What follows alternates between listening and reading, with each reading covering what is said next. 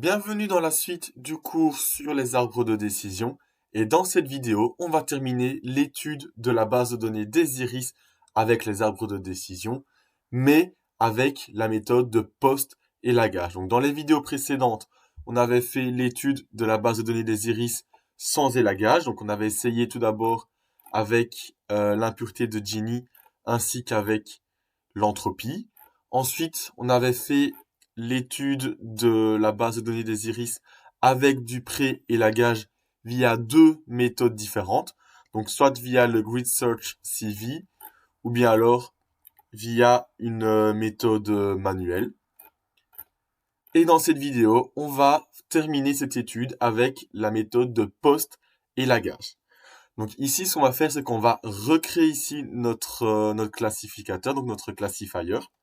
Et on va lui appliquer ici la fonction cost complexity pruning pass sur la base de données d'entraînement, ce qui va nous ressortir les impuretés ainsi que les CCP alpha lorsque on va élaguer branche par branche. Et on peut ressortir les CCP alpha et les impuretés via le pass.ccp alpha ou .impurities. Et ensuite, on va pouvoir afficher les CCP alpha et l'impurities. Donc, pour rappel ici, le post-élagage, comment ça se passe? On construit l'arbre entièrement et puis on va élaguer branche par branche. Et à chaque fois qu'on élague une branche, on recalcule le CCP alpha correspondant à cet élagage ainsi que l'impureté. Donc, si vous ne savez plus trop comment ça fonctionne, n'hésitez pas à aller revoir les vidéos précédentes. Donc, on peut lancer ceci. Donc là, on va avoir 1, 2, 3, 4, 5, 6 CCP alpha et 6 impuretés. Donc, pour rappel ici, lorsque le CCP alpha vaut 0, c'est lorsqu'on n'a rien élagué. Et ici, pour le CCP alpha maximum, c'est lorsqu'on a tout élagué et qu'il ne reste plus que le nœud racine. Alors ensuite, une fois qu'on a tous les CCP alpha ici, on va refaire à chaque fois un arbre de décision avec le CCP alpha. Donc ici, on remet les classifiers, donc on crée un classifier, un tableau de classifier vierge. Donc on va à chaque fois refaire un nouveau classifier avec un CCP alpha différent. Donc ici, on va faire évoluer le CCP alpha parmi tous ceux qui sont là. Donc on va avoir une fois 0, une fois 0,009, une fois 0,012, etc. Et à chaque fois, on refait un classifier ici avec le CCP alpha correspondant. On fait l'entraînement et on sauve le modèle dans le CLFS ici, donc dans le tableau vierge. Et à la fin, on peut afficher tous les classifiers. Donc ici, on a un premier classifier avec le CCP alpha qui vaut 0.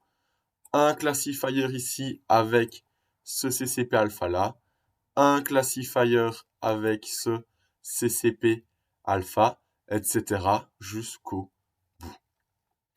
Ensuite, on peut afficher pour chaque classifier le nombre de nœuds et la profondeur. Donc on retrouve ici le nombre de nœuds dans chaque arbre, donc dans chaque modèle, donc dans chaque classifier, ainsi que la profondeur pour chaque arbre. Et on peut afficher tout ça sur deux graphiques différents.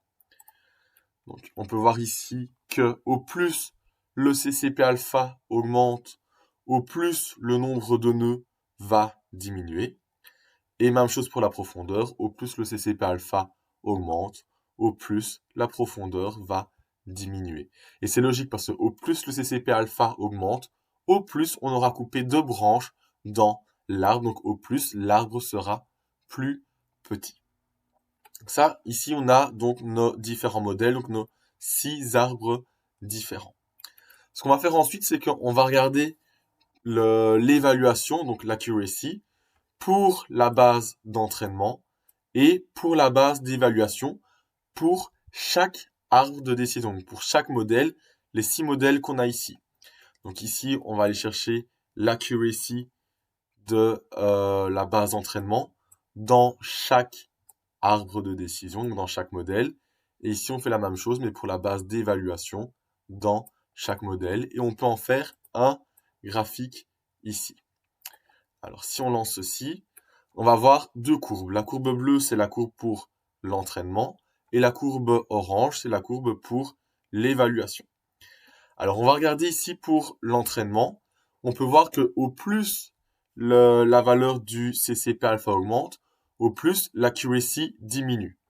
Et lorsqu'on a un CCP alpha de 0, donc lorsqu'on n'a que des feuilles pures, on a une accuracy de 100%, ce qui est logique, hein. Pour la base d'entraînement, on est bien à 100%. Si maintenant on regarde pour la base d'évaluation, on peut voir ici que, donc la courbe orange, on peut voir ici que on démarre à plus ou moins 96%, 0,96. On va augmenter et puis après on va à nouveau diminuer. Et dans ce cas-ci, pour faire le choix du CCP alpha, on va faire un choix pour lequel on a ici la valeur de l'accuracy la plus élevée pour la base de test, c'est-à-dire un tout petit peu plus que le troisième modèle, donc entre le troisième et le quatrième modèle. Si on va revoir les valeurs ici, ça sera entre 0,01269 et 0,023. Donc on va prendre par exemple 0,013. Donc on peut recréer ici un modèle, donc un classificateur, un classifier avec un CCP alpha qui vaut 0,013. On refait l'entraînement. On peut afficher l'arbre ici. Donc dans ce cas-ci, on a cet arbre-ci. On peut refaire l'évaluation. Donc tout d'abord, on va faire les prédictions sur les X-tests. Et on va pouvoir comparer les prédictions avec les true labels. Donc ici, on a le rapport de classification. Et là, on a la matrice de confusion. Et dans ce cas-ci, on a 98% pour la base d'évaluation. On a vu que c'était le maximum qu'on pouvait atteindre. Et en tout, il n'y a qu'une seule mauvaise classification ou prédiction dans la base d'évaluation. Et donc, si on regarde par rapport à ce qu'on avait dans les autres cas, donc sans élagage et avec du pré-élagage, donc là, on a 98%. Si on va revoir ici, on avait un cas avec du 98%. Donc ça, c'était le maximum qu'on pouvait avoir. On avait un autre cas avec du 93%. Donc ça, c'était les deux méthodes de pré-élagage.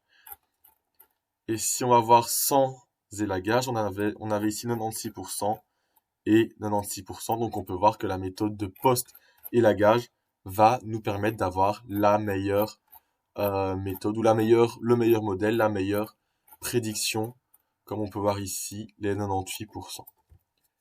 Donc voilà, c'est tout pour cette vidéo et c'est tout pour la série de vidéos sur les arbres de décision. Dans les prochaines vidéos, on va voir le Random Forest.